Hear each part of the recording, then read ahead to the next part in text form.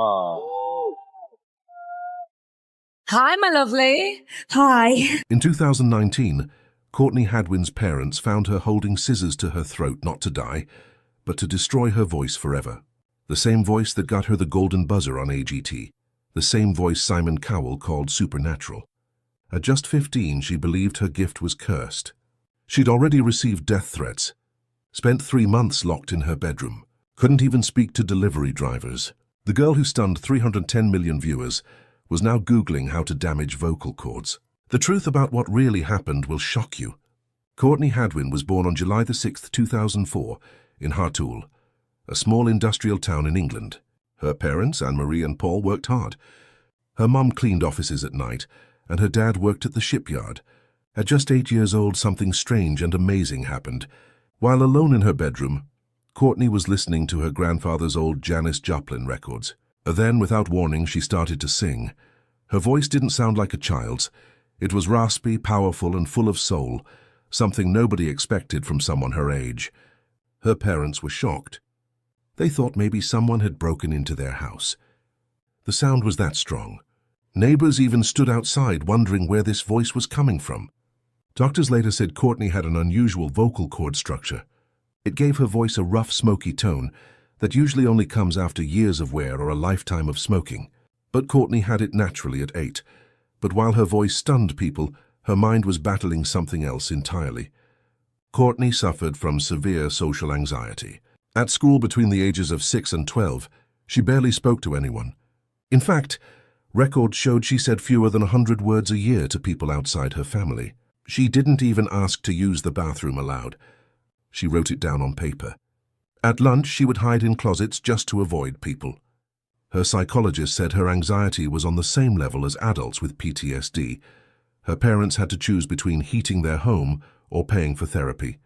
They spent over $3,000 to help her feel a little safer in the world. Then one night in 2014, everything changed. Courtney was just 10 years old. It was October 15th, and she stood on stage at a small talent show in town. There were 127 people watching. She froze for 30 long seconds. Her hands were shaking, and her grandfather thought he'd have to carry her off stage. But then the music started. Proud Mary. Something inside her switched. Suddenly she was no longer scared. She sang like a pro, full of fire and energy. The room went wild. People clapped for 4 minutes straight. Some even cried. A video of that performance went online.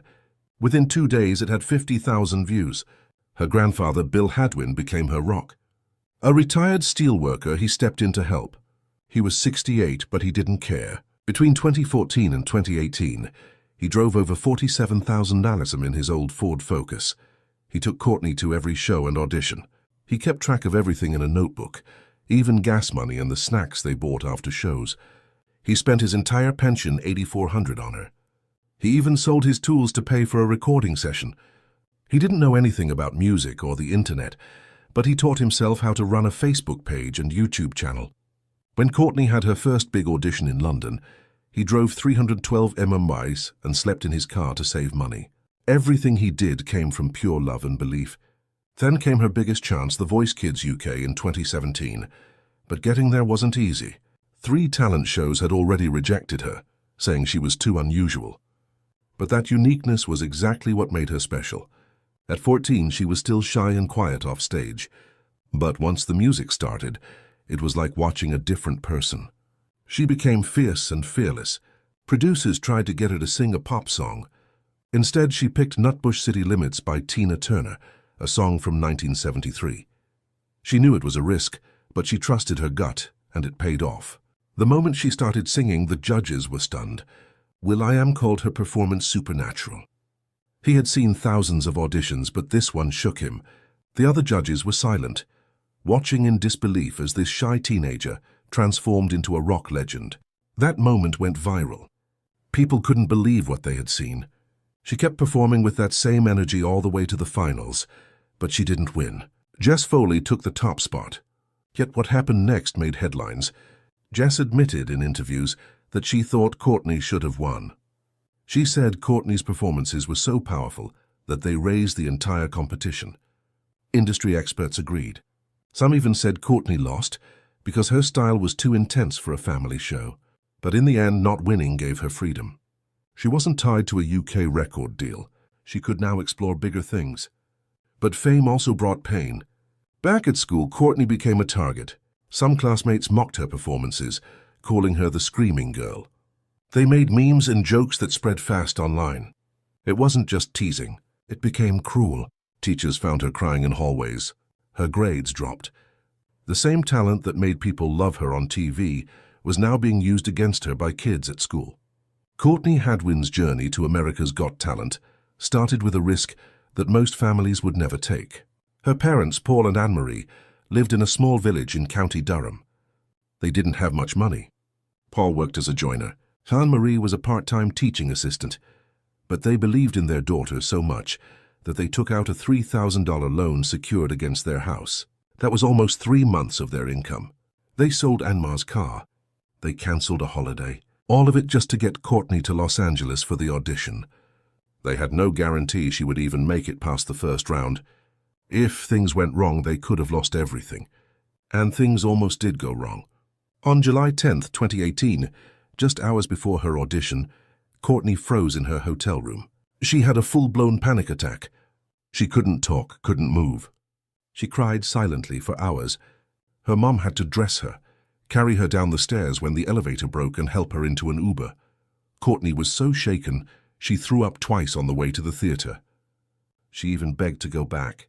Her mom sat beside her, whispering the lyrics to Hard to Handle over and over, trying to calm her down.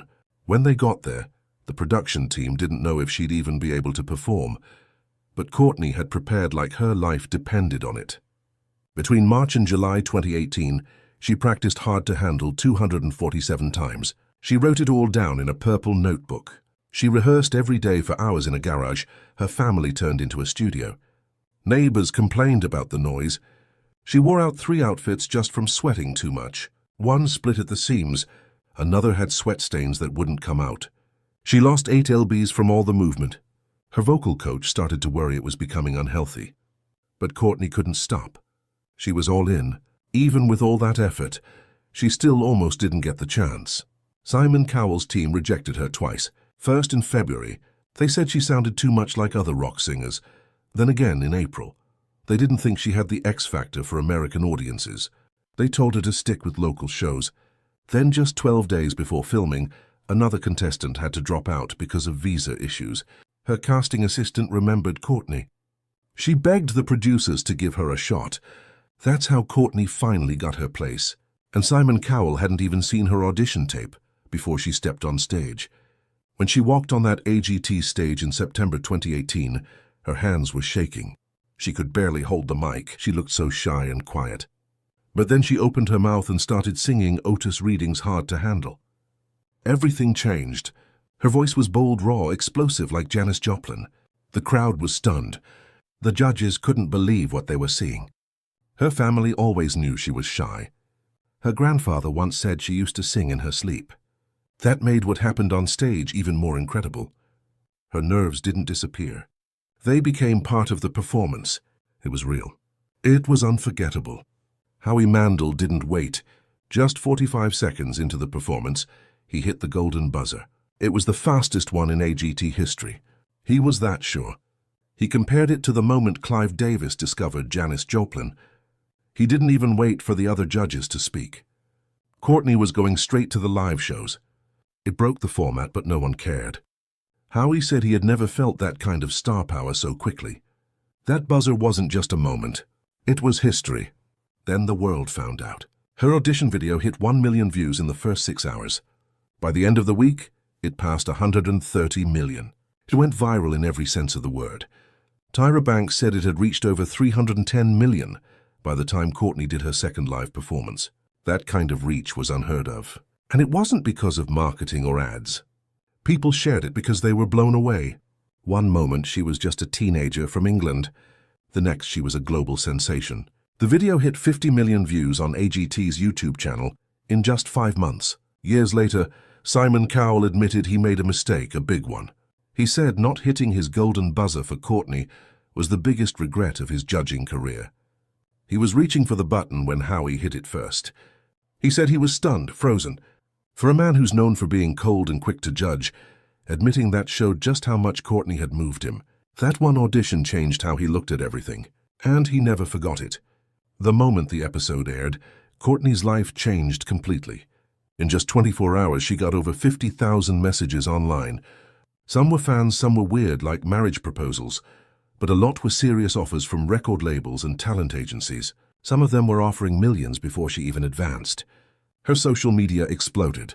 She went from hundreds of followers to over 100,000 in a week. Her family had to get outside help just to manage the flood of attention. It was too much for them to handle alone. Courtney Hadwin wasn't just another teenage contestant on America's Got Talent. She was a storm wrapped in a school uniform. When she stepped on stage for the semi-finals on September 11, 2018, and belted out Tina Turner's River Deep Mountain High, something electric happened that night. 12.8 million people tuned in. It became the most-watched AGT episode of the entire year. NBC even moved her performance to the final slot of the night, something they usually reserved for their biggest names. Another 8.2 million people watched the episode from 47 different countries within just 24 hours. On social media, over 2.3 million tweets flew across the internet. For 6 straight hours, she was the top trending topic in the world. But what most people didn't see was what happened backstage. Courtney was just 14, and while her voice filled the room with fire, she was quietly fighting battles of her own. Panic attacks, anxiety, sometimes she couldn't breathe. There were moments she hyperventilated for 20 minutes straight. Before a performance, she shook. She vomited. It got so serious that NBC brought in a full-time therapist, Dr. Sarah Mitchell, just for her. Her mom flew in from England just to help keep her grounded. The worst moment came right before the finals. Courtney locked herself in her dressing room and wouldn't come out. It took the therapist and producers to finally get her to open the door. And somehow through all of it, she never missed a single performance. The pressure wasn't just internal.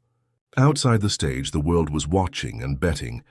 Her fellow contestants, including eventual winner Shin Lim and finalist Brian King Joseph, didn't just admire her, they expected her to win. Shin, who rarely posted about other acts, called her the most naturally gifted performer he'd ever seen. Brian said her talent made him question whether anyone else even belonged in the competition. In Las Vegas, the bets started stacking up. Big casinos like Caesars and MGM had her as the 2-1 favorite. William Hill said 67% of all bets were for Courtney, and this wasn't after a season of greatness. These odds came after just her audition, but then came the finale and a choice that would change everything. 3 days before the final performance, her team made a bold decision. Instead of giving her another rock anthem, they chose a softer, emotional song. The goal was to show the world the real Courtney, stripped back, vulnerable and raw. She sat still during parts of the song, made eye contact with the audience, didn't dance, didn't scream, just sang. It scared her more than any high-energy song ever had. It was brave, and for some fans, it was a letdown. She didn't win. Courtney finished 6th, not 2nd, not 3rd, 6th. A girl who had broken viewership records, who got the golden buzzer, who had odds in her favor. Simon Cowell had even said, "You're going to be the winner." Yet when the results came in, she wasn't even in the top 5. Simon's reaction was caught on camera. His jaw dropped. His face went blank. That single image spread across the internet like wildfire. Within 24 hours, he called her to his house.